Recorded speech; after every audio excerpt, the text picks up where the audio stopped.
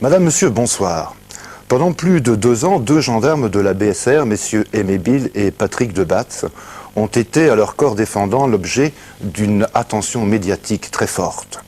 En effet, accusés par monsieur Herdekens d'avoir violé le secret professionnel dans le cadre de l'affaire X1, ils ont fait l'objet d'une instruction, une instruction qui a abouti en octobre 1999 à un non-lieu. Mais surtout, suite à une plainte contre inconnu et lors d'une longue enquête menée par le juge Pignolet, ils ont été suspectés de faux en écriture, donc de manipulation, dans le cadre de ce même dossier X1 sur lequel ils enquêtaient. Résultat, en janvier 2000, un autre non-lieu. Alors, entre les attaques venues de l'extérieur, les accusations internes à la gendarmerie, s'est glissée cette campagne médiatique qui a semé le doute, c'est le moins que l'on puisse dire, et sur les personnes et sur leur méthode de travail. Aujourd'hui, après que la justice, par 2 fois, ait estimé qu'il n'y avait pas matière à poursuite à leur égard, messieurs Bill et Debatz parlent librement de ce long parcours, quelquefois douloureux, mais en tout cas toujours semé d'embûches, qui les a menés en passant par les dossiers de Neuchâteau, de la brigade financière au couloir du palais de justice de Bruxelles, pas toujours du même côté de la barrière, certes, mais toujours dans l'exercice de leurs fonctions. Dans l'exercice de leurs fonctions est un document de l'équipe Faits divers.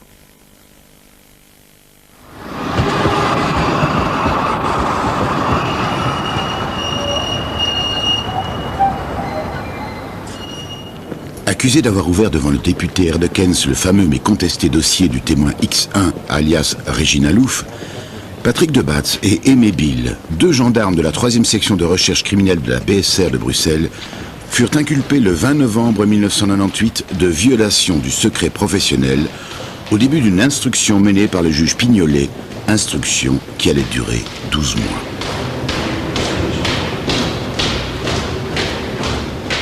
Cette instruction trouvera son épilogue devant la Chambre du Conseil de Bruxelles.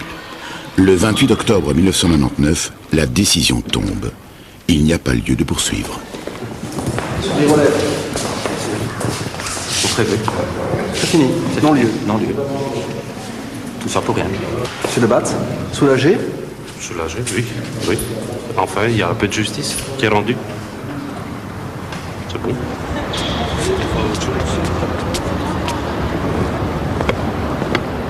3 mois plus tard, le 20 janvier 2000, les mêmes gendarmes Bill et Debatz ont de nouveau rendez-vous à la Chambre du Conseil de Bruxelles avec leur avocat. Ils attendent l'aboutissement d'une toute autre action judiciaire en cours depuis 26 mois, celle-là, qui trouve son origine dans une accusation de leur supérieur hiérarchique, le commandant Duterme. Ce fut le même juge Pignolet qui fut requis par le procureur du roi de Bruxelles pour la mise à l'instruction d'une plainte de faux en écriture par un fonctionnaire dans l'exercice de ses fonctions. Bien qu'elle fût à charge d'inconnu, cette plainte fut une occasion de mettre en cause pendant 26 mois tout le comportement et le passé de ces 2 gendarmes. Quel est le résultat? Il y a un non-lieu, donc. Toutes les préventions avaient été remises. Aucune charge n'a été retenue. Oui. M. Debatz et M. Bill, donc ils peuvent enfin s'attacher à autre chose, essayer de retrouver leur honneur surtout. Non-lieu sur toutes les affaires. Oui. Oui. C'est le rideau qui est tombé après 2 ans et demi. Et il y a eu une enquête disciplinaire sous vous, à l'intérieur de la gendarmerie? Hier encore, la gendarmerie n'avait aucun élément permettant d'ouvrir une enquête quelconque disciplinaire à notre charge. Alors, à partir de là, on peut se poser la question de savoir pourquoi vous avez été écarté. Ah, ça c'est une bonne question. Le juge d'instruction Pignolet nous l'a demandé déjà plusieurs fois aussi. Il n'y a encore personne qui sait nous dire pourquoi, ni ce qu'on a fait, pourquoi on est ici, ni pourquoi on a été écarté. Il n'y a personne qui sait le dire. Mais vous allez continuer à poser la question. Ah oui, mais nous on doit savoir. Ça, on ne peut pas mentir bien à savoir. Pourquoi on a été écarté? Ça c'est évident.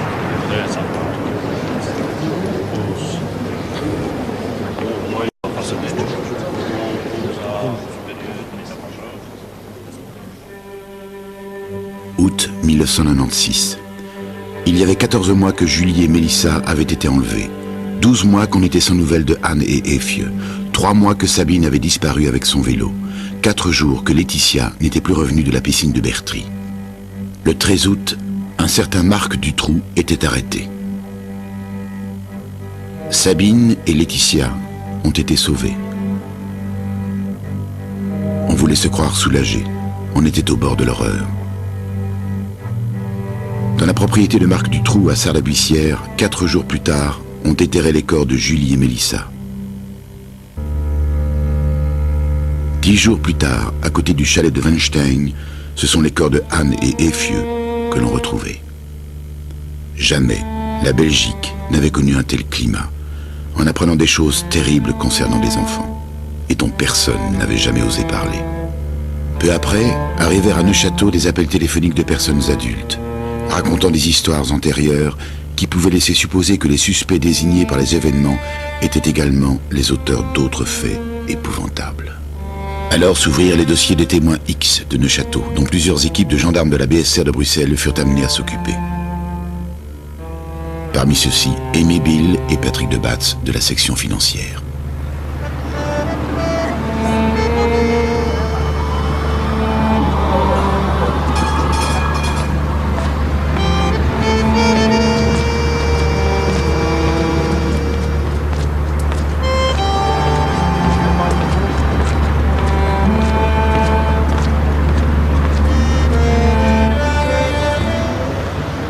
Tout ce qui vous est arrivé, comment ça s'est passé avec votre famille? Très difficilement. Très dur. Invivable. Infernal. On ne sait pas l'expliquer. Et ils vous ont soutenu? Oui, heureusement. Heureusement qu'on a encore quelques personnes qui nous ont soutenus dans cette épreuve.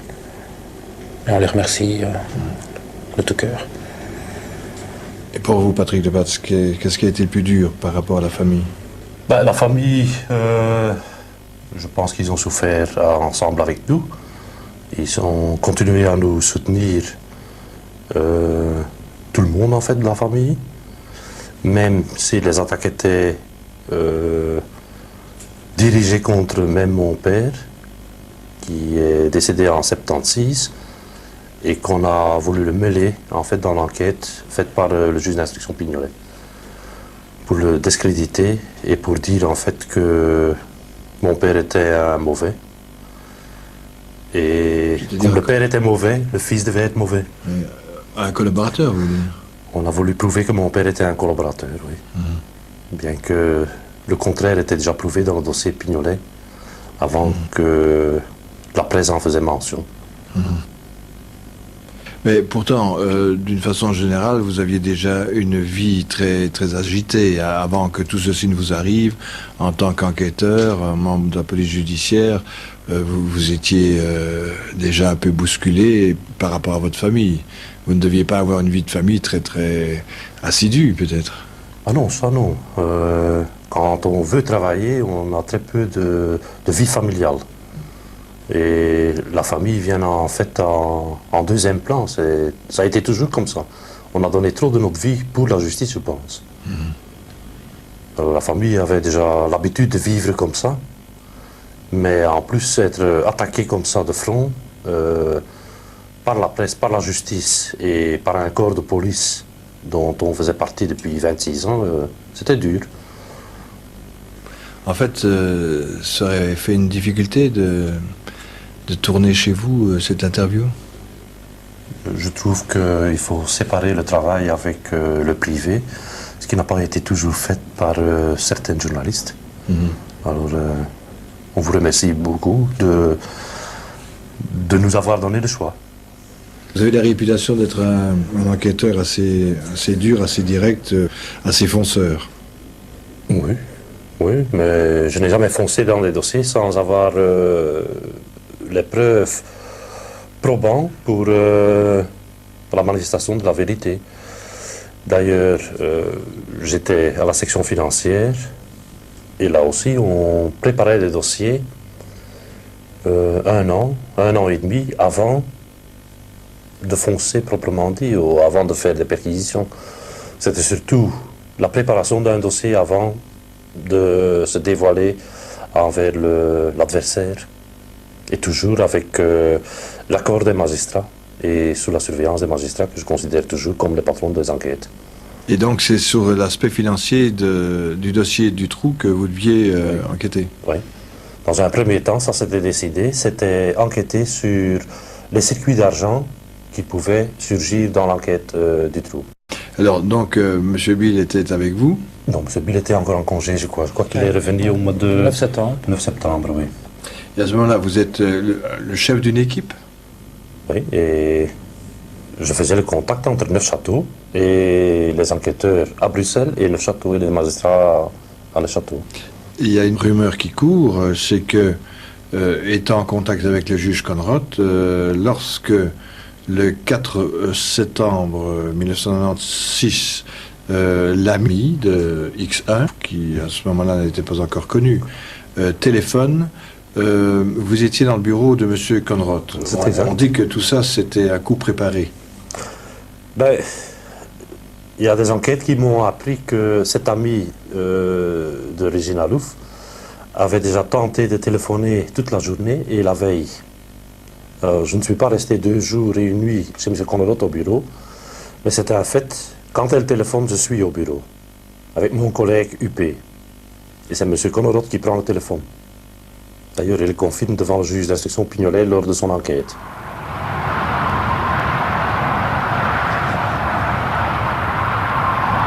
En août 1996, en voyant toutes ces images à la télévision, je me suis dit, j'aurais dû parler beaucoup plus tôt, continuer à témoigner beaucoup plus tôt. Alors peut-être qu'on n'en serait pas arrivé là, que ce genre de catastrophe ne se serait pas produite une fois encore. En fait, à ce moment-là, j'ai encore hésité quelque temps à prendre des contacts. Mais je crois que j'avais alors, comme pas mal de gens, une grande confiance en Conrad et Bourlet. Alors, avec une amie, nous nous sommes demandé ce que nous pourrions faire. Mon amie a alors téléphoné à Conrad pour prendre rendez-vous. L'amie de Regina Louf, Tania, c'est son prénom. C'est Tania. Elle parle français ou néerlandais? Je pense qu'elle parlait français et néerlandais, qu'elle a fait une partie de son histoire. Elle l'a fait à M. Conrad. Quand elle a voulu expliquer le chemin à prendre pour arriver chez elle, M. Conrad l'a dit à elle, tiens, je crois que j'ai un Flamand ici qui doit se connaître à Gand. Et il m'a passé le cornet. Et j'ai pris note de son adresse et je l'ai laissé à M. Conrad. Et ce que la personne, Tania, disait, était des devoirs à exécuter pour la cellule Obélix. Tout ce qui concernait M. Nioul et son entourage était pour la cellule Obélix. Et tout le reste, autour de M. Dutroux, c'était pour nous. Donc, est-ce que je peux vous demander si ce coup de fil de cette Tania, dans ce coup de fil, elle parlait de M. Nioul? Oui. Oui. Et c'est d'ailleurs pour ça que moi je n'ai pas pris l'enquête et que j'ai laissé à monsieur le juge Conrad le papier. Et ce n'est que le jour après, ou 2 jours après, quand je viens là pour un autre problème avec un procès-verbal d'un membre de la police judiciaire de Bruxelles qui voulait faire croire que Dutroux figurait sur des cassettes saisies dans l'affaire Rijmakers, que le juge d'instruction m'a donné une commission rogatoire pour prendre contact avec cette personne, Tania. Et quand j'ai refusé en disant ce n'est pas à nous de le faire, le juge d'instruction a dit vous travaillez maintenant sur mandat de moi. Et c'est moi qui décide qui fait l'enquête et qui fait quoi dans l'enquête. Et alors, finalement, ce sera vous qui auditionnerez X1. Oui. Et la première audition était prévue le 15 et elle a été reportée pour le 20. Et sur décision de Regina Louf, elle a été reportée. D'un côté, j'avais le sentiment que je devais agir ainsi, que c'était mon devoir, que je ne pouvais pas continuer à me taire. Mais d'un autre côté, il y a naturellement la peur. Je craignais d'une part de couper les liens avec ma famille, car j'étais restée très loyale vis-à-vis de ma famille. D'autre part, bien sûr, j'avais peur de mes bourreaux eux-mêmes, peur de raconter ce que j'avais vécu. Ce n'était pas si simple de raconter tout cela. Vous commencez les auditions de Regina Louf, qui à ce moment-là demandait l'anonymat, le 20 septembre. Oui. Les auditions se déroulaient à Bruxelles. Oui, mais tout le monde était à Bruxelles. L'antenne Neuchâteau, c'était l'antenne Neuchâteau-Bruxelles, qui travaillait exclusivement pour les magistrats de Neuchâteau.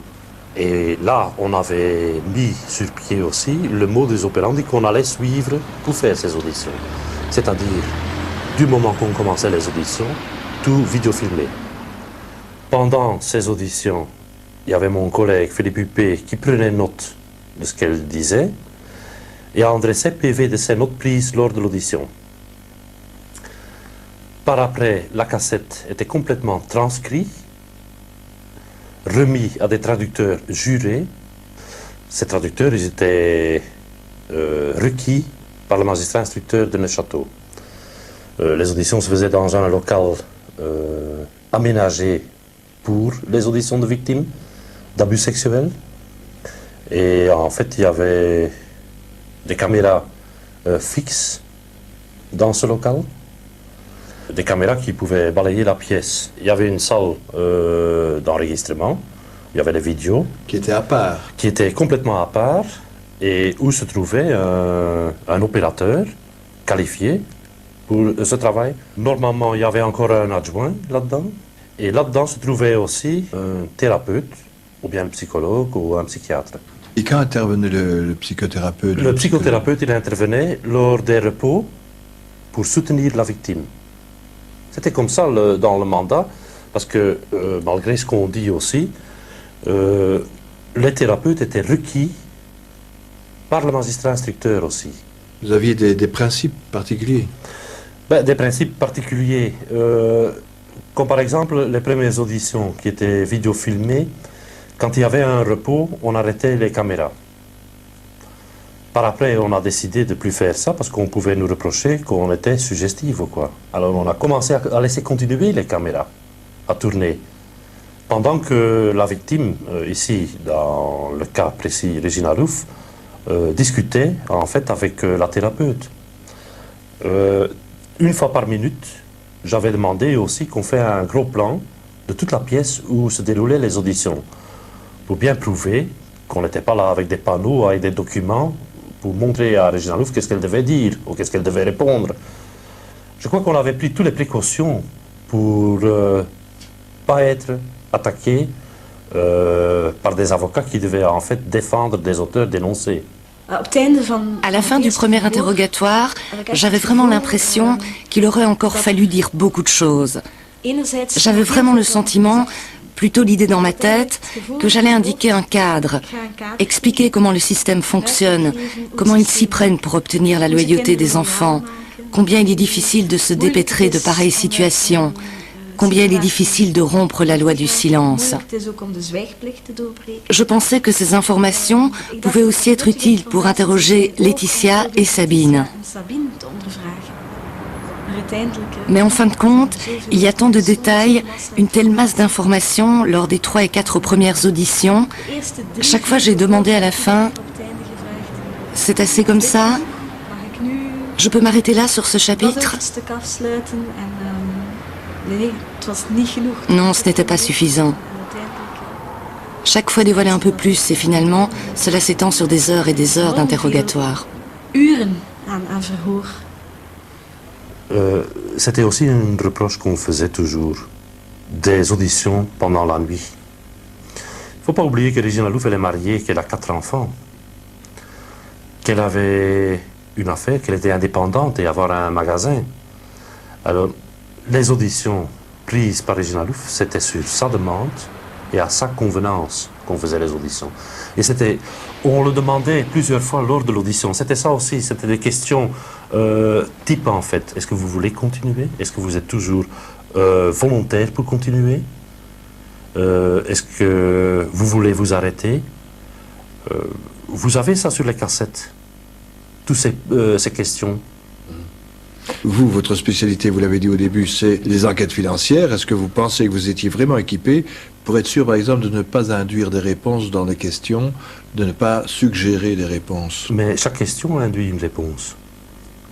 Et je ne vais pas employer la technique proposée par M. Duterme. C'est une question, qu'est-ce que vous avez à dire? Et se taire pendant 2 heures, non. Je crois moi, je ne suis pas un thérapeute et je ne me suis jamais pris pour un thérapeute.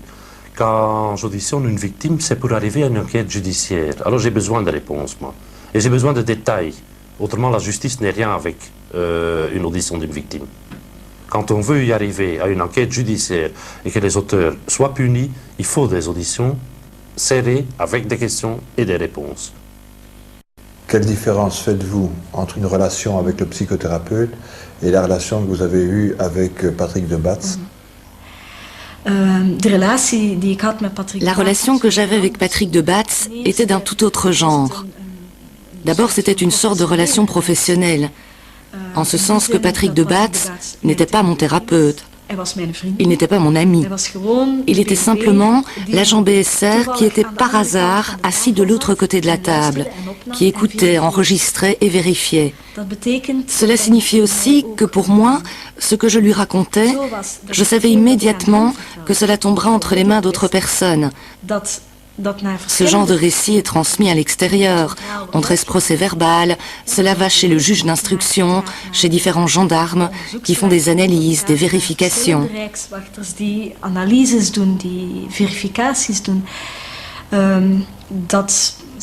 Cela ne crée pas d'emblée un lien de confiance. Mais ce que j'ai trouvé important dans les auditions avec Patrick de Batz et son collègue Philippe Huppé, c'est qu'ils étaient très honnêtes vis-à-vis de moi, qu'ils donnaient des informations de manière très correcte, en disant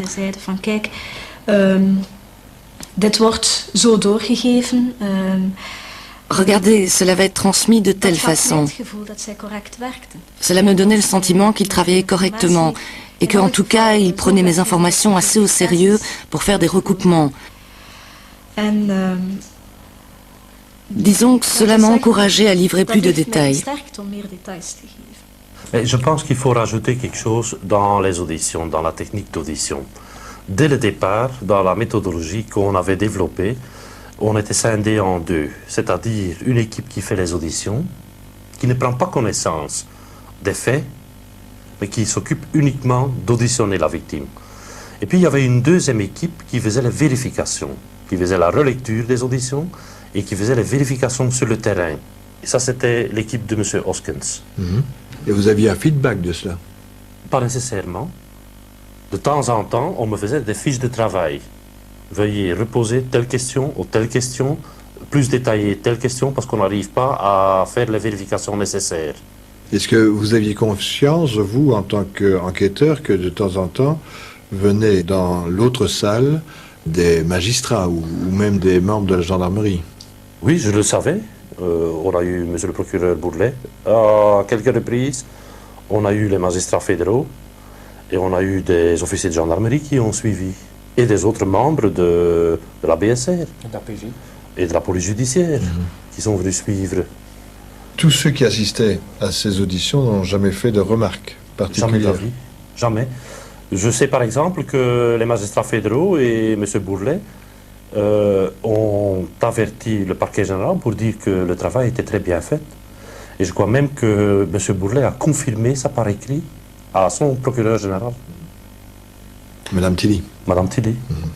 Est-ce que vous n'aviez pas annoncé aussi que vous alliez faire des perquisitions fin décembre 96 déjà? Oui. Oui, ça c'était surtout M. Bourlet qui voulait au plus vite une intervention et dont on s'est opposé parce qu'on n'y était pas prêt. Vous, vous étiez opposé? Oui, dans une réunion, à l'antenne de Neuchâteau, en présence de Duterme, et son adjoint et plusieurs autres personnes. Et moi j'ai dit, on n'est pas prêt, on ne peut pas aller avec des déclarations d'une victime devant un tribunal, sans que toutes les vérifications et le moindre détail est vérifié. Et pour vous, ça allait prendre combien de temps, ces vérifications? Moi je dis que c'est une affaire de longue haleine, avec les victimes. Et pour faire les vérifications et recouper tout. Peut-être 2 ans d'audition et de vérification. là où on nous a laissé travailler 3 mois.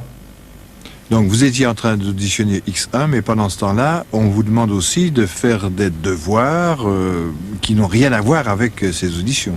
Vous êtes chargé de faire donc une perquisition dans le cadre de ce qu'on dira plus tard être le dossier d'Irou. Est-ce que vous aviez conscience à ce moment-là que vous marchiez dans ce dossier-là? Non, pas du tout. Pas du tout. Le 15 novembre, moi, je suis sur l'autoroute entre Grand et Bruxelles et je suis appelé par Madame Gruet, juge d'instruction à Bruxelles, qui dit qu'elle doit faire 2 perquisitions d'urgence avant 9 h.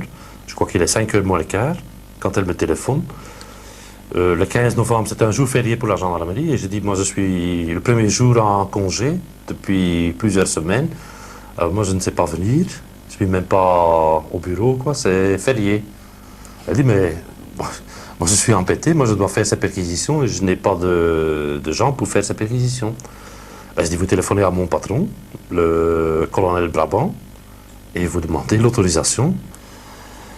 Peu de temps après, elle m'a ressonné qu'elle avait l'accord de M. Brabant, et moi je suis retourné à Bruxelles. Et c'est comme ça qu'on s'est retrouvés dans un dossier de la police judiciaire. Nous, on n'en voulait pas. Ça, c'est évident. Donc lorsque nous procédons la nuit aux auditions des 2 personnes chez qui les perquisitions ont été effectuées, ces personnes prononcent, sans porter la moindre accusation, prononcent le nom de M. Desrupont. Et ça devient l'affaire Desrupont. La question qu'on peut se poser, sachant que c'est dans une affaire mœurs, parce que je suppose quand même que Mme Gruet lui a fait part du dossier, pourquoi M. Brabant n'a pas rappelé les gens de sa section mœurs de la BSR? Et pourquoi il a ordonné de la donner à des membres qui travaillaient et qui avaient assez de travail pour Neuchâteau à ce moment-là? Il n'y avait pas de lien entre cette enquête et les dossiers de Neuchâteau. On a compris que probablement on jouait là dans un jeu très dangereux. Les auditions de X1 se poursuivent à un rythme intensif. Les récits sont terribles. Elle parle de son souteneur, un certain Tony, qu'il a loué à des violeurs pédophiles. Elle désigne des photos de personnes gravitant dans l'entourage de Michel Nioul. Elle parle même de Dutroux. Elle parle aussi de viols sadiques qui se terminaient par le meurtre d'enfants. Les visages qu'elle identifie sur les photos sont des visages d'enfants disparus ou d'adolescentes tuées, dont le corps a été retrouvé, une à Gand, une autre à Anvers, une autre à Bruxelles.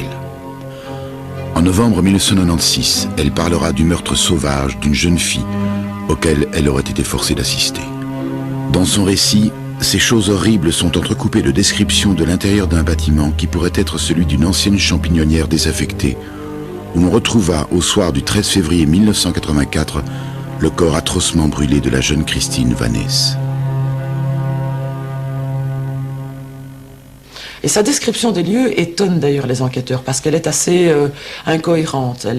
Elle parle de portes une porte qui s'ouvre avec un escalier qui descend alors qu'il devrait monter. Elle parle de marches qui montent puis qui descendent. Enfin, ça semble assez incohérent. Elle ne décrit pas du tout une maison classique.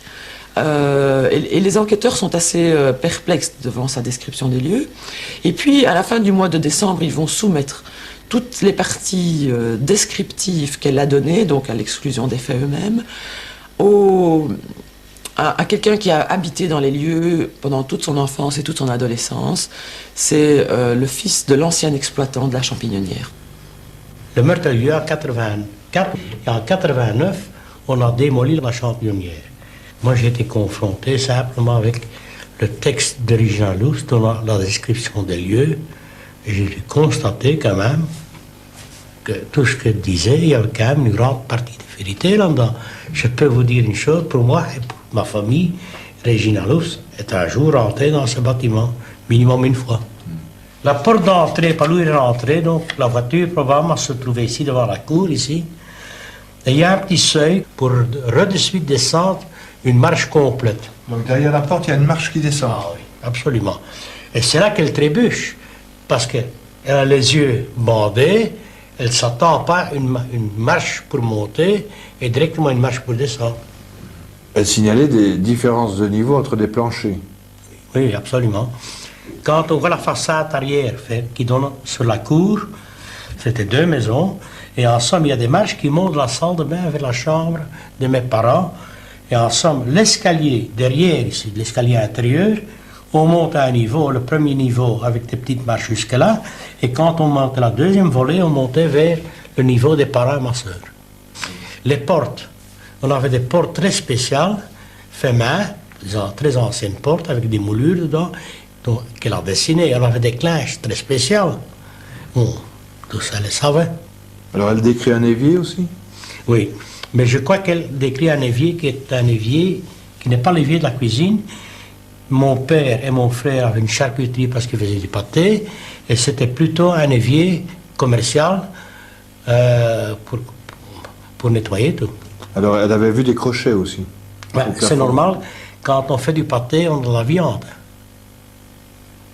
Alors il y a aussi des dessins qu'on vous a montrés, je crois.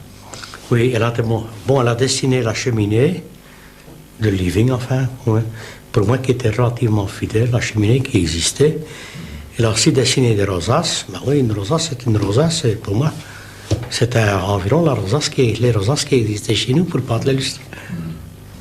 Mais je dis, ce qu'elle a dit correspond en gros cas avec la championnière, surtout que j'ai montré la description à un frère à moi, mes frères ont dit, bah, écoute, cette fille était là, hein.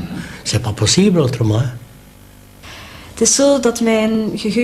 En fait, ma mémoire fonctionne d'après mon instinct de survie.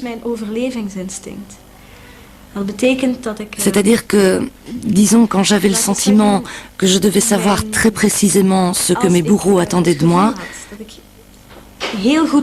alors je me concentrais surtout sur les bourreaux. Alors je lisais sur leur visage, je regardais quel genre d'émotions ils trahissaient, afin d'éviter la punition. Il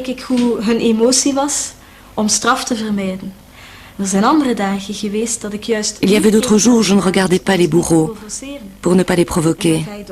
Alors j'enregistrais l'environnement, tapis, tableaux, c'était une façon de trouver une échappatoire, de ne pas penser à ce qui allait venir, à ce qui allait m'arriver. C'est cela ma mémoire. C'est ça en fait que j'ai raconté à la BSR de Bruxelles. Et vous, Aimé Bill, vous assistiez à ces auditions? Non, jamais. Et quel était votre rôle? Moi, je me suis occupé dès le mois de décembre du dossier de la Champédonnière. Donc j'ai repris donc, tout le dossier à zéro. Et en l'espace de 7 mois de temps, avec l'équipe, nous avons rédigé presque 700 PV, dont 250, 300 auditions. Le tout en exécutant environ 250 apostilles du juge d'instruction Van Espern, pour lesquels nous n'avons jamais eu la moindre remarque. Et donc nous avons repris le dossier de la Champédonnière à zéro. Qui fait le lien avec le dossier de la Champédonnière? Eh bien, les auditions donc, de Regina Louf sont remises au magistrat national, mais à la fin... À ce moment-là, elle ne parlait pas de Champédonnière ni de Christine Manès. Non, elle parlait d'une fille, Chrissy, qui était brûlée dans une grande cave à Bruxelles, dans les environs de Bruxelles. Quand Regina nous en parle la première fois, on avise les magistrats fédéraux. Eux, ils demandent d'avoir les déclarations de Regina Louf concernant cette affaire, et eux, ils comparent avec l'ancienne procédure. Et c'est eux, à un moment donné, qui disent, ben oui, il y a des éléments qui peuvent amener à la réouverture du dossier. Puisque le dossier était classé sans suite, suite à un jugement de la Chambre de conseil au mois d'avril 96. Alors il faut retrouver ce dossier dans les archives et il faut le remettre en information chez un magistrat. Et c'est les magistrats fédéraux qui le remettent chez Mme Somers en information. Et vous en avez connaissance 4 décembre 96. Et alors donc Mme Somers, lorsqu'elle donne le dossier, elle demande donc de rédiger une synthèse. Et c'est vous ça? Oui. Et 4 jours plus tard, un samedi, j'ai le commandant du terme qui arrive et qui me demande ce que je fais. Ben, je lui explique, c'est pas utile. Il me dit que c'est pas utile. On va pas perdre son temps avec ce dossier-là. Moi je dis, mon chef m'a demandé de faire ça. Il me dit, mais moi je vous ai rien demandé. Je dis, oui, mon chef c'est Patrick. Et, bon. Et alors ben, là, les ennuis ont commencé. Le commandant du terme est entré en fonction à la tête de l'antenne de Neuchâtel le 2 décembre 1996. 6 mois plus tard, dans une note interne, il formulera un certain nombre de griefs à propos de l'adjudant de Batz, disant notamment que celui-ci supporte mal de travailler sous ses ordres et refuse de prendre en compte les critiques de son commandant quant aux méthodes employées dans les auditions de X1. Dans une note écrite le 3 juin 1997, il déclare être confronté à un enquêteur manipulateur et dangereusement partial et annonce: sur base de mes constatations confortées par d'autres enquêteurs, j'ai sollicité une équipe pour relire et analyser les auditions de la victime entendue par l'adjudant de Batz, pour rechercher en toute objectivité les éléments concordants, en discernant d'éventuelles suggestions, inductions, affabulations. C'est ainsi que d'autres gendarmes, désignés par le commandant du terme, vont commencer ce que l'on a appelé la relecture des auditions de X1. Le 22 juin 1997, le juge Van Espen, en charge du dossier de la Champignonnière depuis 6 mois, écrit lui aussi un courrier à la hiérarchie de la gendarmerie avec copie au procureur du roi et au procureur général, où il dit en termes vagues et sans citer aucun nom qu'ayant constaté une pollution de son instruction, il désire ne plus travailler avec la gendarmerie. Ce courrier arrive à la BSR au moment où le premier rapport de relecture désastreux pour l'enquête de l'équipe de Batz est quasiment terminé. Et cette relecture de l'enquête va aboutir à un résultat catastrophique. La relecture démontre point par point que toute l'enquête est manipulée, que tout ce qui est dit correctement par Régina Louf a été soufflé par les enquêteurs, ou ce qu'elle dit de correct, en fait, on détermine tout à coup que ce n'est pas correct, en transformant un peu la réalité. Enfin bref, cette relecture montre que l'enquête est une véritable catastrophe, donc ce qui va effectivement dans le sens de la dénonciation du terme, puis dans le sens des critiques de Van Espen. Alors, la mise à l'écart de l'équipe de Batz, elle va se faire sur base de ces courriers, puis sur base de quelque chose qui va arriver 2 semaines plus tard, c'est le fameux premier rapport de relecture. Et sur base de ces 3 documents, le procureur de Gand va lui aussi décider d'écarter l'équipe de Batz, parce qu'il se dit qu'est-ce que c'est que ça, ils ont vraiment mal travaillé. Un courrier, le courrier du terme, plus le courrier de Van Espen, plus le rapport de relecture, ça fait tout à coup quelque chose qui arrive conjointement pour démolir Patrick de Batz, et on le met à l'écart. Ce n'est que le 10 juillet 1997 que, sur base du premier rapport de relecture, le juge Langlois décidera de faire relire tous les autres dossiers des témoins X. Le 24 août, le colonel Brabant et le commandant du terme prendront la décision d'écarter l'adjudant de Batz et son équipe, malgré l'opposition du juge Langlois à une mise à l'écart avant que les personnes concernées ne puissent s'expliquer sur les griefs qui leur sont reprochés. Mais, 2 jours plus tard, le 26 août 1997, cette mise à l'écart sera rendue définitive lorsque le commandant du terme fera parvenir au parquet de Bruxelles un procès-verbal accusant nommément Patrick de Batz de faux en écriture de la part de fonctionnaires dans l'exercice de ses fonctions. Le procureur du roi, Benoît de Gemep, transformera cette dénonciation en plainte contre inconnu qui sera mise à l'instruction chez le juge Pignolet. Pour comprendre la démarche du commandant du terme, il faut revenir un petit peu en arrière à la 7e audition de Régina Louf qui a lieu le 13 novembre 1996. Elle est interrogée là par Patrick de Batz et Philippe Huppé. Alors au cours de cette audition, Régina Louf va parler d'un viol suivi d'un assassinat d'une jeune fille, une certaine Chrissy, auquel elle a elle-même assisté dans une cave. Et tout au long de cet interrogatoire, Régina Louf va d'ailleurs décrire les lieux où cela s'est produit. Alors à la fin de l'audition, Patrick de Batz va montrer 5 photographies à Régina Louf, et parmi cette série de photos, il y a une photo qui est annotée P12, qui est celle de Christine Vanès, c'est la jeune fille qui est victime de ce drame de la Champignonnière, qui n'est toujours pas élucidé aujourd'hui, et il y a aussi une autre photo qui est annotée P10, et à un moment donné, il est presque 6 heures du matin, et Régina Louf en a visiblement marre de l'audition, ne veut plus rien désigner, et finit par désigner la photo P10, qui est celle d'une autre jeune fille, qui n'est pas celle de Christine Vanès. Alors c'est donc à cette situation de reconnaissance de photo que fait allusion le procès-verbal du commandant du terme, 9 mois après. Oui, en fait, le commandant du terme va donc dénoncer le fait que jamais les enquêteurs n'ont prévenu les magistrats de ce que Régina Louf n'avait pas reconnu la photographie de Christine Vanès. Et le commandant du terme va faire un procès-verbal de plainte contre l'adjudant de Batz, alors que le fait que le témoin n'a pas désigné la bonne photographie est signalé dès le 6 décembre par un procès-verbal rédigé par le 2e interrogateur, Philippe Huppé, et qui est transmis dans le dossier du juge Langlois en temps et en heure utile, et qui expose très bien que Régina Louf n'a pas désigné la bonne photographie au moment où on lui demandait d'identifier celle de Christine Vannès.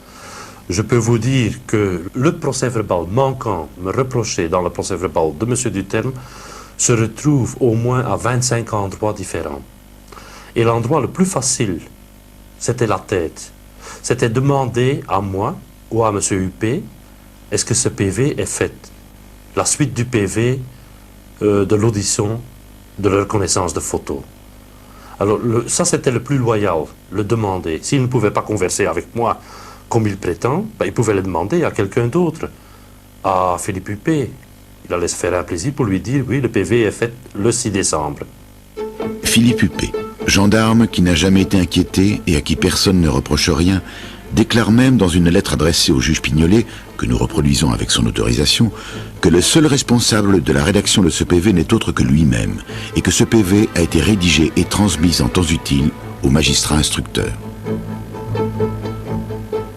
Nous avons rencontré le commandant Duterme, mais celui-ci n'a pas souhaité être interviewé devant la caméra de faits divers.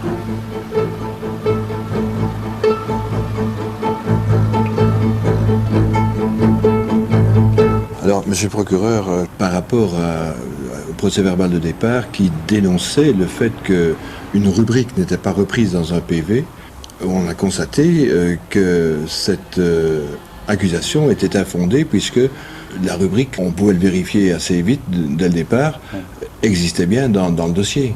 Oui. Mais là encore, il faut distinguer les plans. C'est pas parce que, de nouveau, lorsqu'un autre enquêteur fait des observations sur une enquête qui a été faite et qu'il fait une observation qui s'avère effectivement et inexacte, ce n'est pas encore une raison pour conclure qu'il a commis un faux en écriture. Quelqu'un vous dit qu'une pièce n'est pas dans le dossier. Vous constatez qu'elle est dans le dossier. Est-ce qu'il n'y a pas une expression là d'un faux ou d'une tentative d'induire en erreur un magistrat? Oui, mais encore une fois, je dis c'est pas parce que c'est inexact que la situation est nécessairement constitutive d'une infraction pénale. Il faut aussi être un peu raisonnable. Hein. Dans leur rapport, les relecteurs prétendent que Régina Louf confond systématiquement la victime de la champignonnière avec une autre jeune fille. Alors que dans la 11e audition, Régina Louf a bien reconnu le visage de Christine Vannès. Mais pour appuyer leur raisonnement, les relecteurs modifient la transcription du texte original d'un procès-verbal d'audition.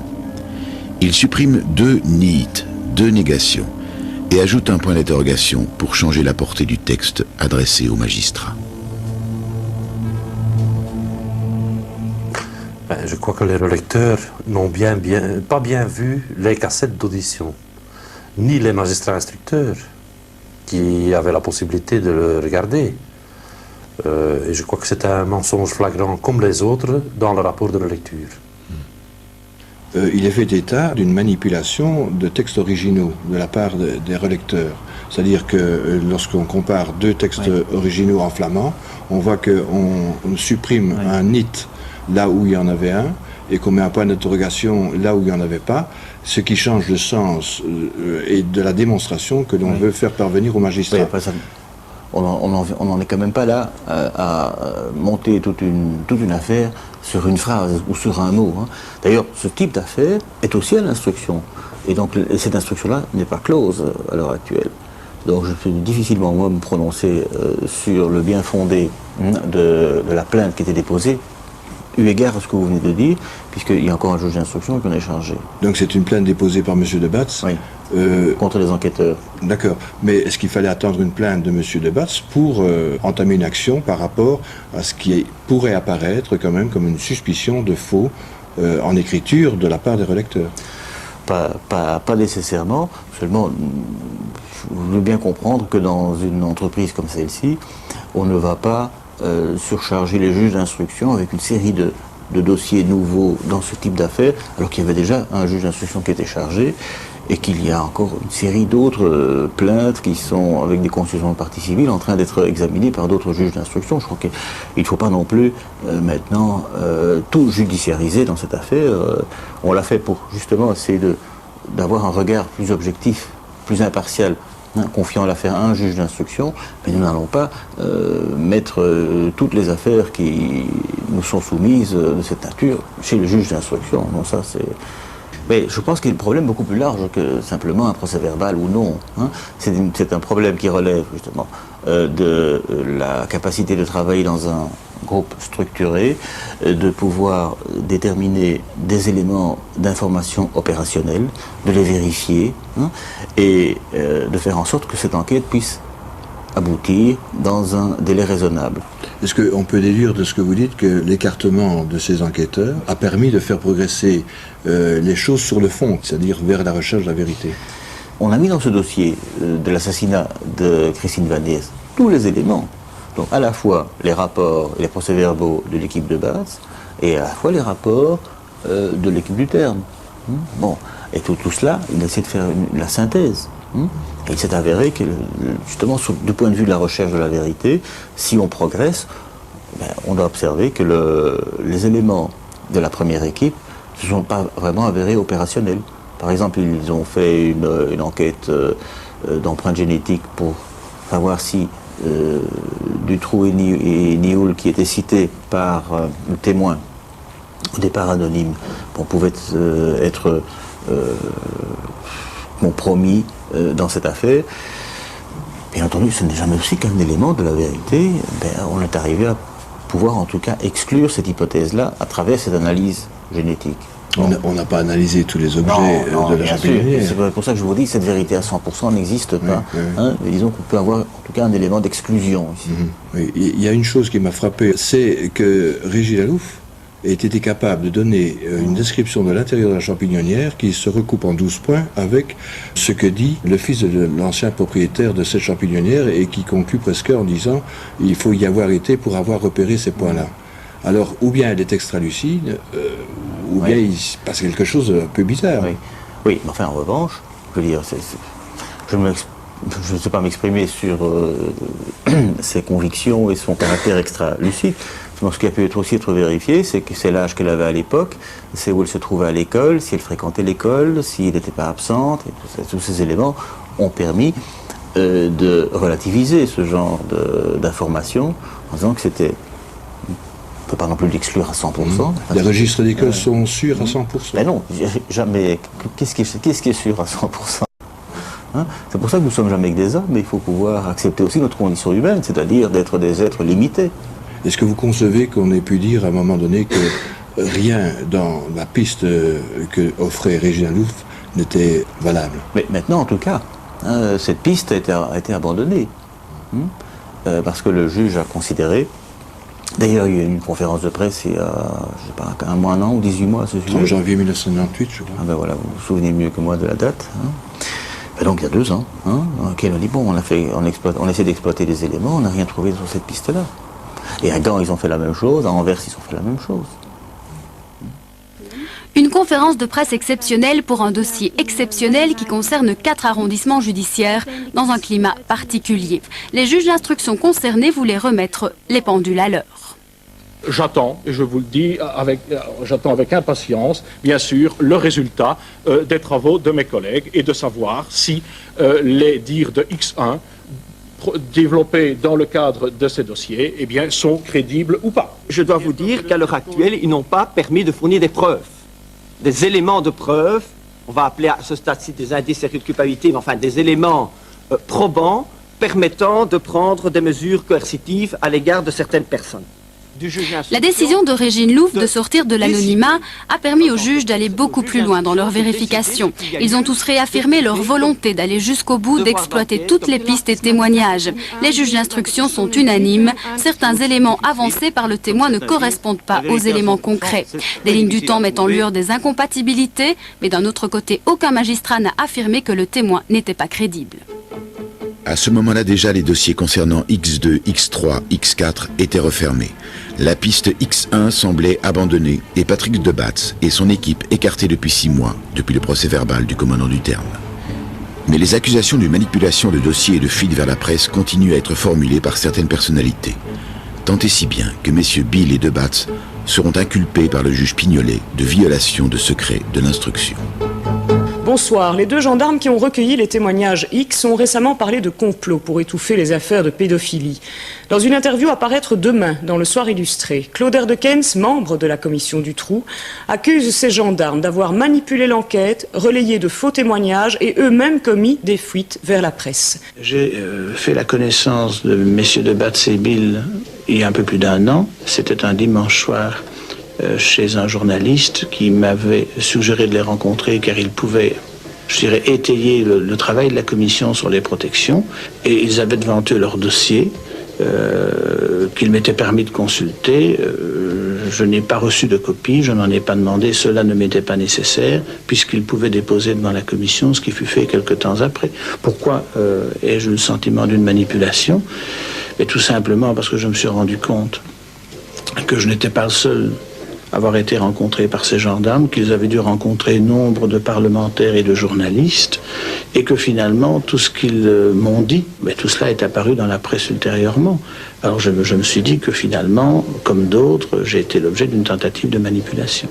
Le but était d'expliquer à des parlementaires socialistes que nous n'étions pas les monteurs du dossier des Rupeau, ce que je confirme à nouveau, et je vous affirme que jamais nous n'avions une seule audition de X dans ce jour-là. Moi, je suis tout à fait formel. Ils ne sont pas venus, comme certains le disent maintenant, avec une copie du dossier Internet sur l'affaire des Rupeau. Non, ils avaient devant eux des pièces, aussi bien du dossier des Rupeau que des pièces de Neuchâteau. Et effectivement, sans nul doute, leur souhait était de tuyauter un des membres de la commission. Aujourd'hui, Claude Erdekens, contacté par nous, n'a pas souhaité être interviewé devant nos caméras. Un certain dimanche, il y a eu une réunion en mes bureaux avec les deux gendarmes, Bill et de Batz, et deux commissaires socialistes, parce que Bill et Batz avaient envie d'expliquer que l'affaire des Rupeau, c'était pas eux. Et moi, j'avais le projet aussi de faire une émission controverse là-dessus. Et donc, j'ai arrangé cette réunion en mes bureaux pour qu'il y ait cette explication et pour voir si une émission controverse était possible. Alors, qu'est-ce que vous pensez de ce qui a été dit par rapport à cette réunion? C'est-à-dire qu'au cours de cette réunion, ils auraient ouvert ou montré qu'ils étaient en possession, à ce moment-là, d'un dossier X de Neuchâteau. Écoutez, moi, en tant que témoin, franchement, je n'ai rien vu. Et si, d'aventure, ils avaient montré des documents X, la réaction que j'aurais eue serait été de téléphoner à RTL aux journalistes qui s'occupaient, qui traitaient de l'affaire, pour lui dire, à court, il y a ici des documents intéressants. Voilà. Donc, en fait, ils avaient des dossiers, c'est-à-dire des photocopies, des choses d'Internet, etc. Et ils ont surtout parlé de l'affaire des Rupeau en la mettant aussi dans un contexte plus général de mal-être et de malaise. Patrick Morio, est-ce que vous avez été étonné quand vous avez entendu que M. Patrick de Batz et Aimé Bill étaient inculpés de violation de secret professionnel ou de secret de l'instruction? Non seulement étonné, mais également déçu, puisque c'était dans le cadre d'une conversation que nous avions eue chez M. Vrébos, et qu'un de mes collègues, M. Erdekens, était allé trouver le juge. Donc, moi, j'étais au courant de rien, donc M. Erdekens m'avait rien dit. C'est vrai que c'est quand même extrêmement décevant. Quelle aurait été votre réaction en apprenant que quelqu'un avec qui vous avez beaucoup de relations est allé, en plus, dénoncer un fait qui n'existe malheureusement que dans son esprit? Je crois que l'enquête l'a démontré. Jamais il n'a été question des X, si ce n'est qu'au moment où ils se sont présentés, M. de Batz et M. Bill ont dit bon, c'est nous les enquêteurs qui sommes sur dossier X, mais objectivement on n'a pas parlé de ça. Et quand ils ont ouvert leur cartable, je m'en rappelle encore très bien, c'était les documents qu'on avait diffusés sur Internet relatifs au dossier des Rupeau. Je suis parti de là, j'avais même pas une feuille de papier, parce que ces documents, tout le monde pouvait se les procurer sur Internet sans aucun problème. La presse a laissé entendre maintes fois que M. de Batz et Bill étaient vraiment, parce qu'on leur avait laissé la bride sur le cou, parce qu'ils avaient des opinions bien arrêtées sur certaines choses, avaient monté un certain nombre de dossiers, dont le dossier du Rupeau, dont le dossier de Vroom, dont le dossier, l'échec à Brassac, ça relèverait d'eux, l'échec de Jumet, ça relèverait d'eux. Donc, à ce niveau-là, est-ce que Non, moi je n'ai pas souvenance qu'ils ont travaillé dans le dossier en cause de M. Di Rupo. Donc, de ce côté-là, ce sont des rumeurs qui ont circulé dans la presse. Il y a beaucoup de rumeurs, justement. C'était une époque où les rumeurs étaient très vendables. Hein. Oui. Et donc on a pu, comme ça, causer beaucoup de tort à beaucoup de monde. Hein.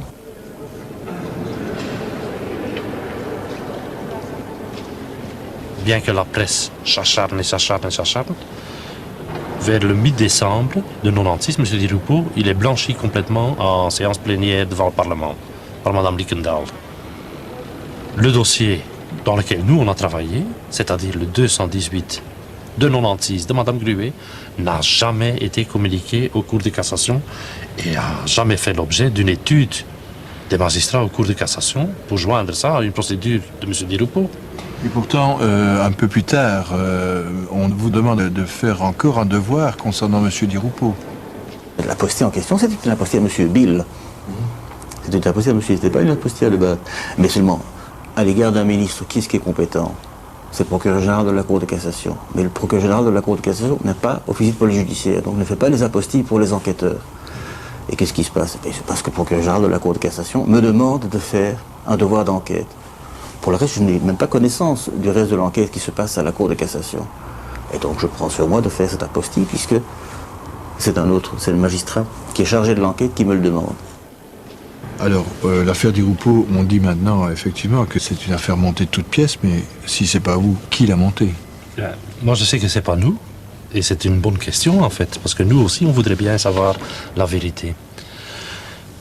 Même M. Di Rupo, il a déposé une plainte avec constitution partie civile parce qu'il voudrait bien savoir aussi qui a monté ce dossier. Nous, comme on a été désignés par une certaine presse, nous, on voudrait bien savoir aussi cette vérité, et on s'est constitué partie civile dans ce dossier pour avoir accès aux pièces et pour voir qui a monté cette pièce et qui a renseigné faussement ces journalistes qui nous ont mis en cause dans cette affaire. Et pourquoi est-ce qu'on aurait cherché à vous impliquer dans quelque chose, dans un montage? À ce moment-là, on est déjà occupé depuis le 20 septembre avec des auditions de Mme Louf, X1 à l'époque. Alors j'ai comme ça l'idée qu'on a voulu faire croire à la population que nous, on était les monteurs en fait d'un dossier contre des hommes politiques pour discréditer en fait les victimes qui venaient témoigner et les enquêteurs.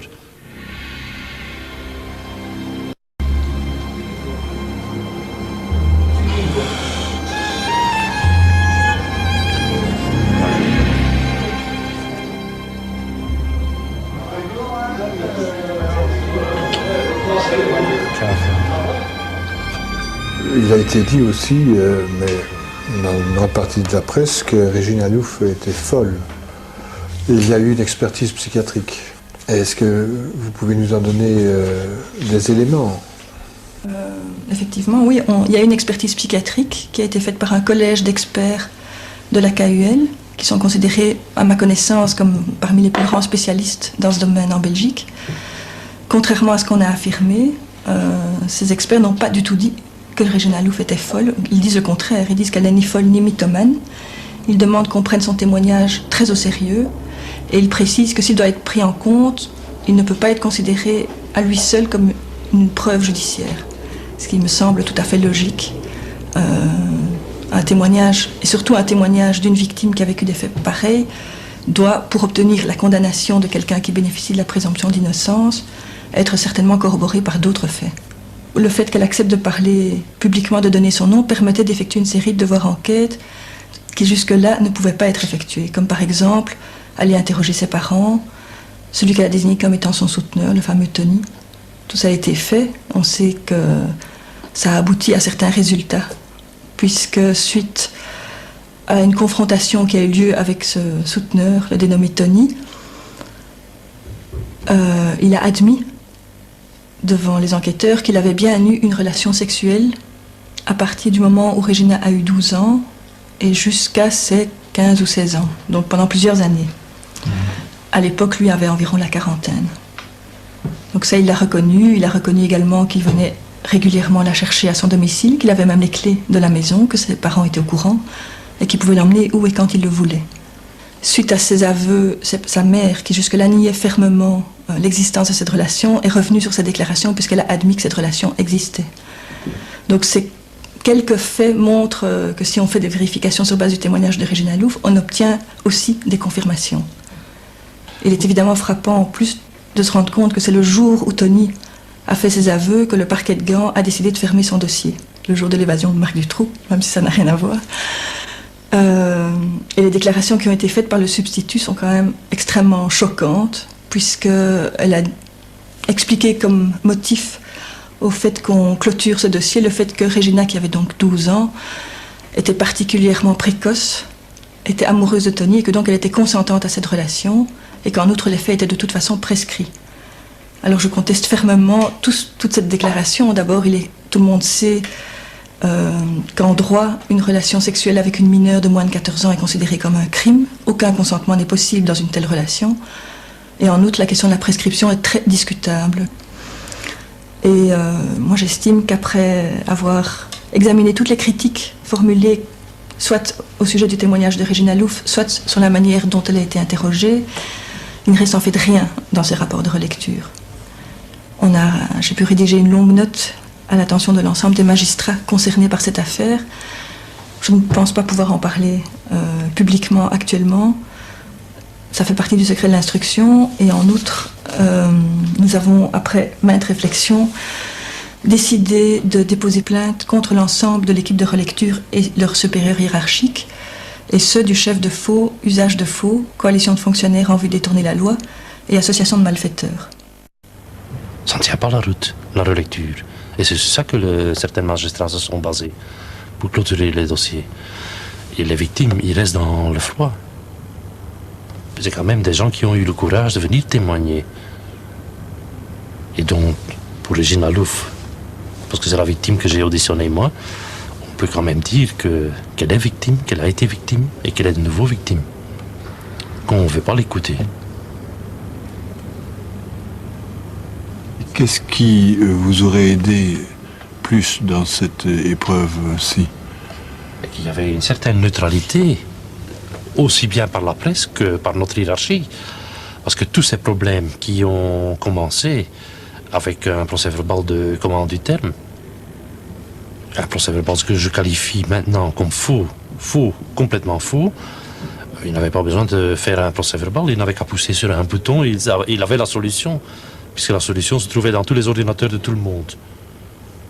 Le plus simple gendarme qui travaillait à l'antenne pouvait dire « Ah oui, ce PV qui n'existe pas, suivant du terme, existe. » Donc c'est un petit peu la découverte que le système dans lequel vous fonctionniez devient tout à fait illogique.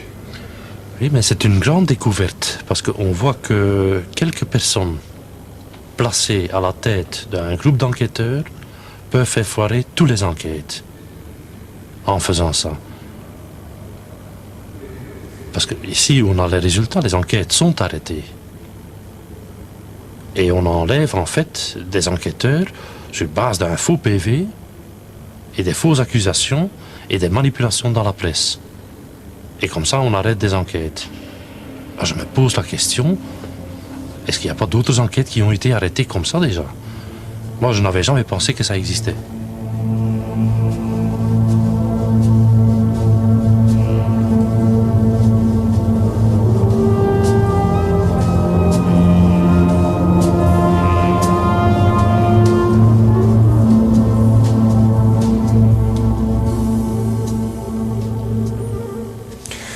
Voilà, précisons encore, pour être tout à fait clair, que contrairement à ce qui a pu être écrit ou dit de ci de là, messieurs Bill et de Batz ne font l'objet d'aucune enquête disciplinaire à l'intérieur de la gendarmerie.